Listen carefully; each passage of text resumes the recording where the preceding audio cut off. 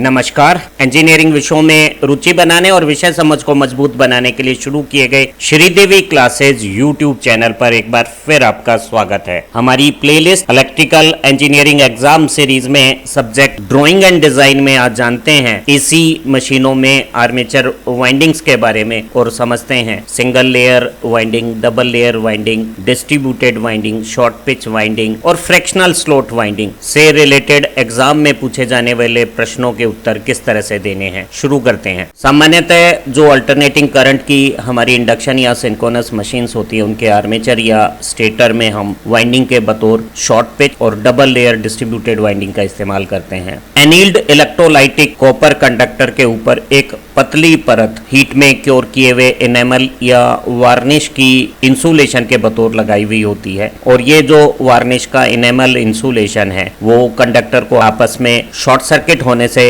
बचाता है और जब हम वाइंडिंग को सप्लाई से कनेक्ट करते हैं तो करंट का जो इन प्रेस्क्राइब्ड कंडक्टर पोजीशंस में सर्कुलेशन है वो मैग्नेटिक इफेक्ट्स बनाता है। इसलिए इन कंडक्टर को हम मैग्नेट वायर भी कहते हैं जिनके ऊपर हमने एनेमल की वार्निश इंसुलेशन लेयर लगाई हुई है। एक लो टेंशन की इलेक्ट्रिक मशीन के आर्मेचर में जब हम वाइंडिंग करते हैं तो जो स्टेटर की सिलिकॉन स्टील कोर में स्लोट्स की पोजीशंस है उनमें हम स्लोट और कंडक्टर के बीच में स्लोट लाइनर लगाते हैं जो लगभग 0.7 mm थिकनेस का होता है। दो लेयर के बीच में एक इंटर लेयर फेज सेपरेटर का जो इस्तेमाल करते हैं वो भी रफली 1 mm थिकनेस का हो सकता है। इसके अलावा हमें स्लोट के मुंह पर एक वेज लगानी होती है जो 3 से 5 mm की होती है। हर कंडक्टर पे इनेमल है, बीच में कुछ एयर वॉइड्स और स्पेसेस भी हो जाती है। तो इस स्लोट के टोटल एरिया में जो नेट कॉपर एरिया है वो कम होता है और एक स्लोट स्पेस फैक्टर को डिफाइन किया जाता है जो स्लोट के अंदर नेट कॉपर एरिया और स्लोट का जो टोटल एरिया है उसका रेशो है। और टिपिकली बहुत सारे इंसुलेशन जब हम इस्तेमाल करते हैं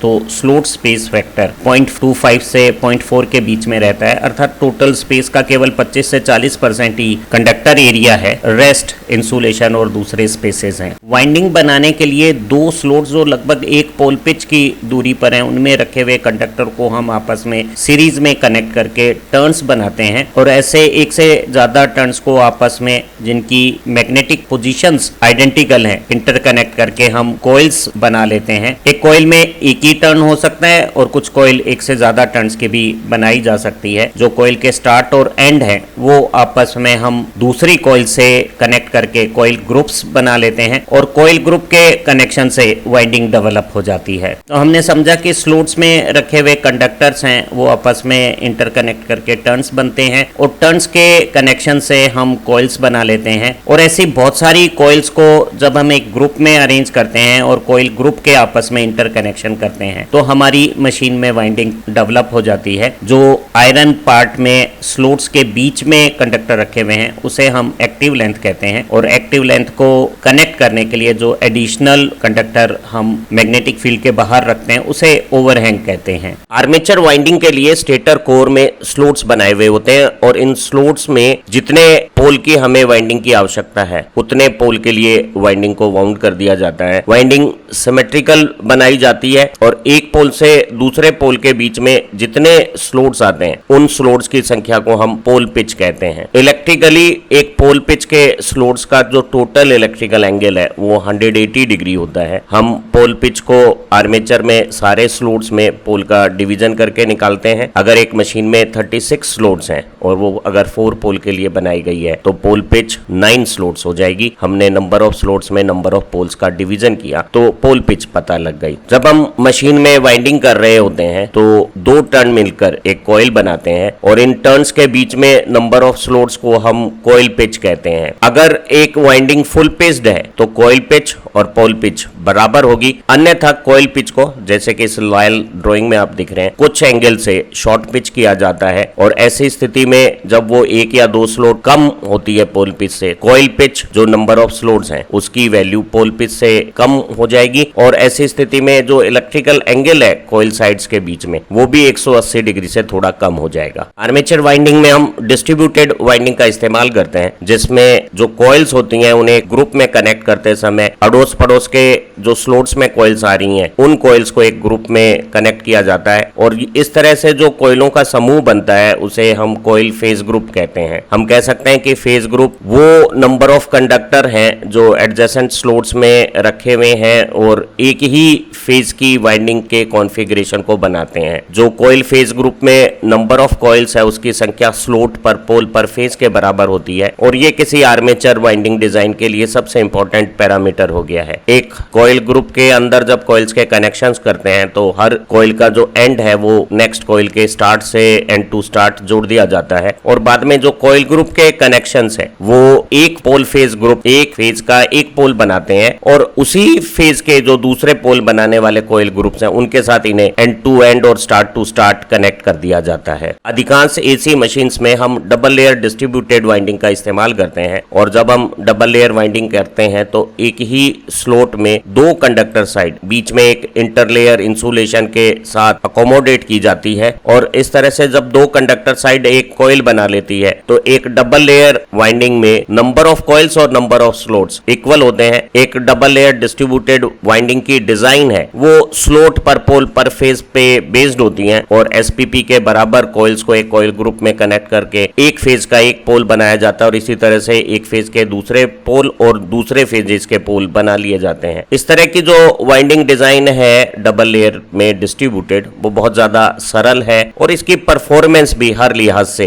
बेटर आती है। डबल लेयर में distributed winding fractional slot conditions में जब एसपीपी पूर्णांक नहीं हो तब भी डिजाइन की जा सकती है। अक्सर हम डबल लेयर डिस्ट्रीब्यूटेड वाइंडिंग को शॉर्ट पिच या चौडेड रूप में लेते हैं ताकि चौडिंग के जो एडवांटेजेस हैं वो भी हमें प्राप्त हो जाए। एक डबल लेयर वाइंडिंग में सभी कॉइल्स आइडेंटिकल हो सकती हैं, इनका फैब्रिकेशन आसान हो सकता है, इन्हें एक जैसे तरीके से स्लॉट्स में इंसर्ट करके आपस में इंटरकनेक्ट किया जा सकता है और इस कारणों से जो हमारी लेबर कॉस्ट है वो काफी कम हो जाती है। जैसे पहले बताया अधिकांश AC winding double layer distributed winding होती है। जब हम वाइंडिंग को डिस्ट्रीब्यूट करते हैं तो वो पूरी आर्मेचर की पेरिफेरी को बेटर यूटिलाइज करती है। कंडक्टर में करंट फ्लो से जो लॉसेज होते हैं और कोर में जो आयरन लॉसेज होते हैं उससे जो हीट प्रोड्यूस होती है वो हीट डेसिपेशन भी एक डिस्ट्रीब्यूटेड वाइंडिंग के कारण बेटर हो जाता है। तो हम टेम्परेचर राइज का ज्यादा अच्छा कंट्रोल कर सकते हैं क्योंकि हम हीट को बढ़िया डिस्ट्रीब्यूट कर रहे हैं। डिस्ट्रीब्यूशन करने से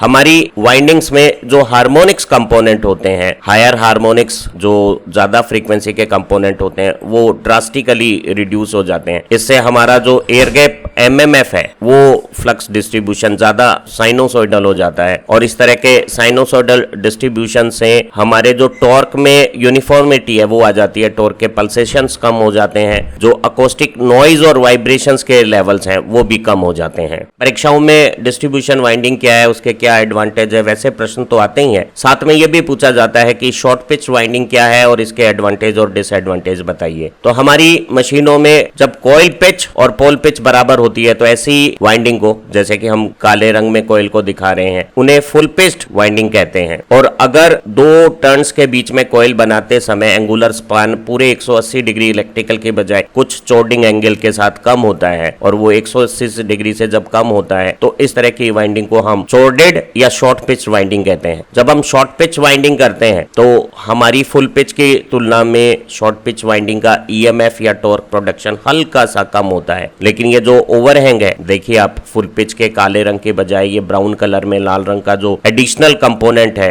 जो एक्टिव कंडक्टर लेंथ को कनेक्ट करने के लिए हम इस्तेमाल करते हैं, जिसे हम ओवरहैंग कहते हैं, वो कम हो गया है। तो शॉर्ट पिचिंग करने से हम ईएमएफ या टॉर्क में तो 3 या 4% का रिडक्शन पाते हैं, लेकिन हमारी जो कंडक्टर की लेंथ है वो 10 से 15% कम हो जाती है। इससे हमारे कॉपर लॉसेस भी कम हो जाते हैं और कॉस्ट में भी रिडक्शन आता है। शॉर्ट पिचिंग का जो सबसे बड़ा एडवांटेज है वो फ्लक्स वेव में हायर हार्मोनिक्स का रिडक्शन है। जब हायर फ्रीक्वेंसी के हार्मोनिक कंपोनेंट रिड्यूस हो जाते हैं तो हमारे एयर गैप में जो फ्लक्स का डिस्ट्रीब्यूशन है वो ज्यादा साइनोसॉइडल हो जाता है। ध्यान रहे, डिस्ट्रीब्यूशन और शॉर्ट पिचिंग दोनों हार्मोनिक्स रिडक्शन का काम करती हैं और एयर गैप फ्लक्स डिस्ट्रीब्यूशन को ज्यादा साइनोसॉइडल बनाती है। लेकिन स्पेसिफिक शॉर्ट पिचिंग एंगल से हम कोई खास हार्मोनिक्स को पूरी तरह से खत्म भी कर सकते हैं। जैसे अगर हम 60 डिग्री इलेक्ट्रिकल एंगल से शॉर्ट पिचिंग करते हैं तो हमारे फ्लक्स डिस्ट्रीब्यूशन में थर्ड हार्मोनिक्स पूरी तरह से खत्म हो जाता है। इसी तरह से अगर 36 डिग्री शॉर्ट पिचिंग करते हैं तो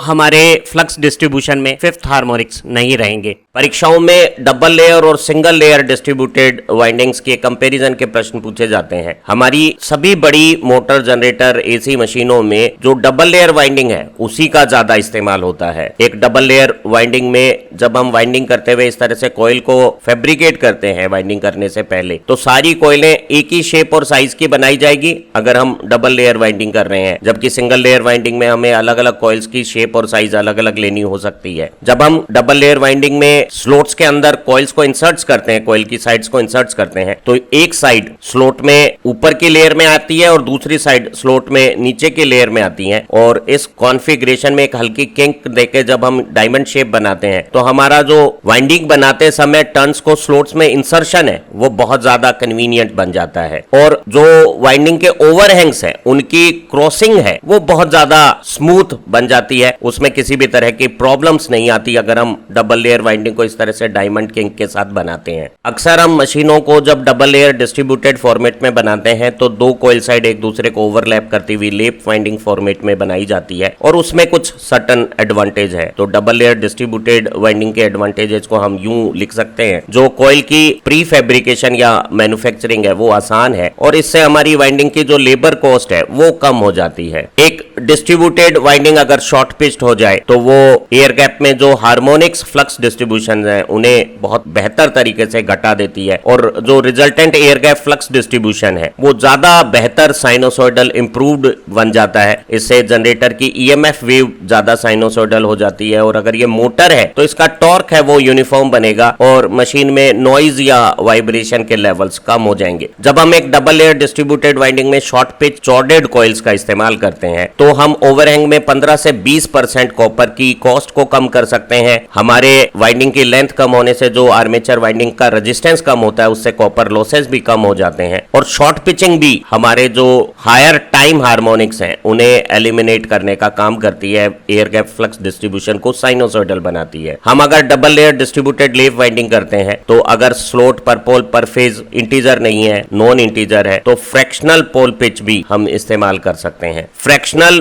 पोल पिच भी स्पेस हार्मोनिक्स को कम करके नॉइज और वाइब्रेशन लेवल को रिड्यूस कर सकती है, हार्मोनिक लॉसेस कम कर सकती हैं और ऐसी मशीनों में क्रॉवलिंग की भी समस्या नहीं होगी। एक डबल लेयर डिस्ट्रीब्यूटेड वाइंडिंग में जब ओवरहैंग की क्रॉसिंग स्मूथ है तो हमें ओवरहैंग लंबे नहीं बनाने होते। ऐसी स्थिति में हमारी आर्मेचर वाइंडिंग में लीकेज फ्लक्स कम होने से लीकेज रिएक्टेंस कम हो जाता है और जो मशीन की टॉर्क परफॉर्मेंस है वो भी बेहतर हो जाती है और मशीन का वर्किंग पावर फैक्टर भी इंप्रूव्ड हो जाता है। डबल लेयर वाइंडिंग में कुछ परेशानियां भी हैं, जैसे वाइंडिंग की रिपेयर डबल लेयर वाइंडिंग में डिफिकल्ट है। अगर कोई एक कॉइल की साइड खराब हो गई है तो जब हम उसे रिप्लेस कर रहे हैं तो जो नीचे की साइड की लेयर है कंडक्टर की कॉइल की उसे जब बाहर निकालते हैं तो ऊपर की लेयर को भी निकालते समय उसमें डैमेज हो सकते हैं, तो वाइंडिंग रिपेयर कॉस्टली हो जाती है। सिंगल लेयर वाइंडिंग में यही चीजें रिलेटिवली आसान है। अक्सर हम डबल लेयर वाइंडिंग्स के लिए ओपन स्लॉट्स लेते हैं, इससे हमारी मैग्नेटाइजिंग करंट की जो रिक्वायरमेंट है वो बढ़ जाती है। हमारी मशीन का ऑपरेटिंग पावर फैक्टर स्लॉट्स की ओपनिंग होने के कारण कमजोर हो जाता है। जो हमारी दो लेयर्स है उसके बीच में जो हम इंटरलेयर इंसुलेशन लगाते हैं लगभग 1 mm मोटाई का, उससे हमारी स्लॉट की जो फिल फैक्टर है वो भी कम हो जाती है। सिंगल लेयर वाइंडिंग में हमें ज्यादा कंडक्टर साइड्स स्लॉट में इंसर्ट नहीं करनी, तो हम सेमी इनक्लोज्ड या क्लोज स्लॉट्स का इस्तेमाल कर सकते हैं। इससे मशीन की मैग्नेटाइजिंग करंट रिक्वायरमेंट तो कम होती ही होती है, फ्लक्स में जो पल्सेशंस है वो भी कम होते हैं, तो मशीन का जो ऑपरेशन है वो ज्यादा नॉइज रिडक्शंस के साथ क्विटर हो जाता है, शांत प्रकार का हो जाता है। जो टीथ लॉसेज होते हैं वो कम होते हैं। एमएमएफ रिक्वायरमेंट कम होने से हमारा जो ऑपरेटिंग पावर फैक्टर है सिंगल लेयर वाइंडिंग का वो बेहतर हो सकता है। लेकिन सिंगल लेयर वाइंडिंग है उसका जो वाइंडिंग प्रोसेस है वो बहुत ज्यादा लेबर इंटेंसिव है, उसमें टेक्निकल स्किल्स की भी रिक्वायरमेंट ज्यादा है। तो हम केवल बहुत छोटी मशीनों में ही सिंगल लेयर वाइंडिंग का इस्तेमाल करते हैं, सभी बड़ी मशीनों में डबल लेयर वाइंडिंग का ही इस्तेमाल किया जाता है। सिंगल लेयर वाइंडिंग को भी समझ लेते हैं। छोटी पावर रेटिंग की जो हमारी मशीनें होती हैं, जिनका फिजिकल साइज छोटा होता है, उनमें आर्मेचर कोर के स्लोट का साइज भी छोटा होता है, और ऐसे छोटे स्लोट्स में हम बिना दो लेयर के बीच में इंटरलेयर सेपरेटर लगाए हुए केवल सिंगल लेयर की वाइंडिंग जब इस्तेमाल करते हैं तो स्लोट में जो कॉपर का एरिया है वो बढ़ जाता है, या स्लोट फिल फैक्टर इंक्रीज हो जाता है। एक सिंगल लेयर वाइंडिंग में एक स्लोट में केवल एक कॉइल की एक्टिव साइड है, कॉइल बनाने के लिए जो दूसरी कंडक्टर साइड्स है वो दूसरे स्लोट्स में होती हैं, तो दो स्लोट मिलकर एक कॉइल बनाते हैं। तो हमारे जो वाइंडिंग में नंबर ऑफ कॉइल्स हैं वो नंबर ऑफ स्लोट से आधी रहती हैं। सिंगल लेयर वाइंडिंग्स में हम इस तरह के सेमी क्लोज्ड या टोटली क्लोज स्लोट्स का भी इस्तेमाल कर सकते हैं। तो जो नैरो स्लोट्स ओपनिंग है उससे हमारे एयर गैप में फ्लक्स बनाने के लिए एयर गैप रिलक्टेंस कम होने से एमएमएफ रिक्वायरमेंट कम हो जाती है, और इससे हमारा ऑपरेटिंग पावर फैक्टर भी सुधर जाता है, टीथ पल्सेशंस कम होते हैं, तो मशीन का ऑपरेशन है वो नॉइजलेस और वाइब्रेशंस कम के साथ हो जाता है। एक डबल लेयर वाइंडिंग में ओवरहैंग की क्रॉसिंग स्मूथ थी, तो सारी जो कॉइल्स हैं वो एक जैसी शेप साइज की बनाई जा सकती थी, लेकिन एक सिंगल लेयर वाइंडिंग में इस तरह के जो ओवरहैंग की क्रॉसिंग है वो बहुत ट्रबलसम हो जाती है। तो एक कॉइल साइज को छोटा बनाया जाता है, दूसरी कॉइल को थोड़ा बड़ा बनाया जाता है, ताकि थोड़ी सी ओवरहैंग क्रॉसिंग को स्मूथनेस दी जा सके। जब इंडिविजुअल कॉइल्स हम अलग अलग साइज और शेप की बनाते हैं तो हमारा जो वाइंडिंग बनाने में समय लगता है वो बढ़ जाता है, लेबर कॉस्ट बढ़ जाती है, वाइंडिंग का जो इंसर्शन है वो भी थोड़ा ज्यादा टेक्निकल स्किल्स की डिमांड करने लगता है, और वाइंडिंग डिजाइन्स हैं वो डबल लेयर के कंपैरिजन में न केवल डिफरेंट है, डिफिकल्ट भी है। एक सिंगल लेयर वाइंडिंग को फ्रैक्शनल स्लोट्स कंडीशंस में या चोडेड वाइंडिंग की कंडीशंस में नहीं बनाया जा सकता। तो जो शॉर्ट पिचिंग के एडवांटेजेस हैं या हर जैसे स्लोट कॉम्बिनेशंस में मर्जी आए जितने पोल की वाइंडिंग करने की सुविधाएं हैं वो सिंगल लेयर वाइंडिंग में लिमिटेड है, लेकिन छोटी मशीनों में single layer 3 phase AC armature winding के कुछ डिस्टिंक्ट साफ एडवांटेज भी हैं। जब हम सिंगल लेयर वाइंडिंग में एक ही कॉइल साइड इस्तेमाल कर रहे हैं, दो कॉइल साइड के बीच में किसी भी प्रकार का इंटरलेयर सेपरेटर इस्तेमाल नहीं कर रहे हैं, तो स्लोट में कॉपर की जो इफेक्टिव एरिया है वो बढ़ जाती है, स्लोट फिल फैक्टर इंक्रीज हो जाता है। साथ ही साथ दो अलग अलग फेज की कॉइल्स एक ही स्लोट में नहीं होने से जो phase two phase breakdown with in slots होता था वैसे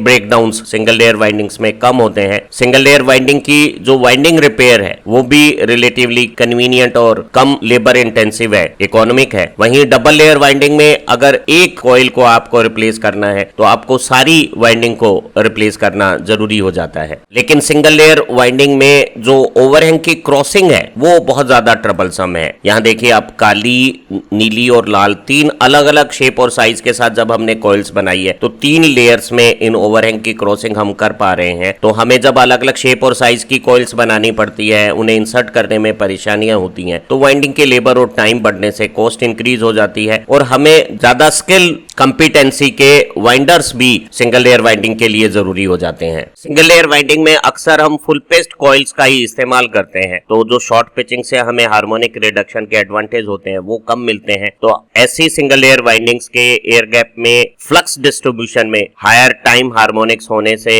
वो थोड़ा सा नॉन साइनोसॉइडल हो जाता है, तो हमारी मशीन में आयरन लॉसेज ज्यादा हो जाते हैं, नॉइज और वाइब्रेशन के लेवल भी ज्यादा हो जाते हैं, और स्टार्टिंग परफॉर्मेंस भी थोड़ी खराब हो जाती है। जो लंबे ओवरहैंग हमें क्रॉसिंग को स्मूथ बनाने के लिए बनाने होते हैं उनसे वाइंडिंग में लीकेज फ्लक्स भी बढ़ जाता है, उससे लीकेज रिएक्टेंस बढ़ जाता है, और वो भी हमारे टॉर्क परफॉर्मेंस को खराब कर देता है। सिंगल लेयर वाइंडिंग में जब ओवरहैंग बड़े होते हैं तो ये जो एंड कनेक्शंस हैं उन्हें भी लंबे बनाने पड़ते हैं, और लंबे एंड कनेक्शन जब एयर स्पेस में होते हैं जहां डाइलेक्ट्रिक स्ट्रेंथ कम है तो हमें इन्हें ज्यादा इंसुलेशन का स्ट्रॉन्ग सपोर्ट प्रोवाइड करना पड़ता है, इससे भी हमारी थोड़ी सी वाइंडिंग कॉस्ट इंक्रीज हो जाती है। सिंगल लेयर वाइंडिंग का जो वाइंडिंग प्रोसेस है, अलग शेप साइज की कॉइल्स बनाना, उन्हें इंसर्ट करते हुए विशेष स्किल और कंपिटेंसी, कौशल और योग्यताओं की वाइंडर को जरूरत होना वाइंडिंग को और ज्यादा महंगा बना देता है। इसलिए हम सिंगल लेयर वाइंडिंग का इस्तेमाल केवल छोटी कम पावर की छोटे साइज की जिनमें स्लोट का साइज छोटा है उन्हीं इंडक्शन मोटर्स में करते हैं। सभी बड़ी इंडक्शन मोटर और सिंक्रोनस अल्टरनेटर्स में डबल लेयर डिस्ट्रीब्यूटेड वाइंडिंग ही की जाती है। किसी आर्मेचर में दिए गए स्लोट नंबर के साथ जितने पोल की हमें 3 फेज मशीन्स बनानी है उसके लिए अगर स्लोट स्लोट पर पोल पर फेज पूर्णांक नहीं रहे, वो इंटीजर नहीं हो के कोई फ्रैक्शनल क्वांटिटी, कोई भिन्नात्मक रूप लिए हुए हो जाए, तो ऐसी वाइंडिंग को हम फ्रैक्शनल स्लोट्स वाइंडिंग कहते हैं। जैसे 3 फेज की 4 पोल अगर हम मशीन बनाते हैं तो पोल और फेज का मल्टीप्लीकेशन 12 के